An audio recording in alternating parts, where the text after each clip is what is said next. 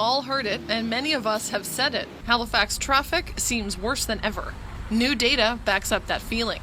Halifax drivers are spending more time in traffic than before the COVID-19 pandemic. It's just become a challenge just to live a day-to-day life and get to where you need to be.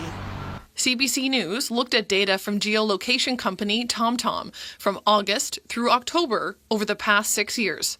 This year, Halifax drivers lost an average 30% more time to traffic when compared to free-flowing conditions with no issues. Back in 2019, the average congestion was 28%. This year also saw 28 days of the worst levels of 40 to 50% congestion, compared to just 6 days in 2019. Congestion is higher than pre-pandemic levels Tuesdays, Wednesdays, and Thursdays, while Mondays and Fridays are similar to 2019.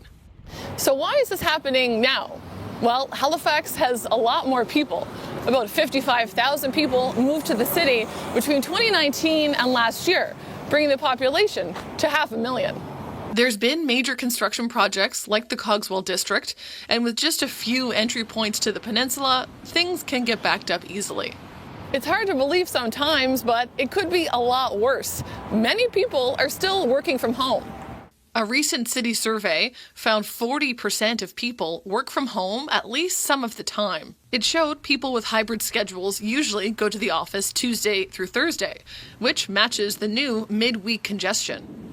As painful as it is, traffic professor Hassan Habib calls the current congestion moderate. His students created a model of what would happen if everyone was back in the office, and they saw severe congestion in and around Halifax. Growth is welcome, but we haven't seen transportation investment in the same scale of the growth. So there is a housing crisis right now everybody is talking about, but at some point maybe we'll start talking about mobility crisis because we don't have enough ways to move around. Habib says the city's plans for a rapid bus network must happen now to move large numbers of people more easily. In the meantime, Halifax's head of strategic transportation says people can adapt. Maybe they'll carpool, take the bus, walk or bike. You know, everybody has different things they can do. It's a challenge, but you know, managing traffic demand can go a long way to making the network work better. The bad news is things might get worse before they can get better. This data doesn't show what's happened since thousands of provincial employees were ordered back to the office in October and federal employees went back 3 days a week in September.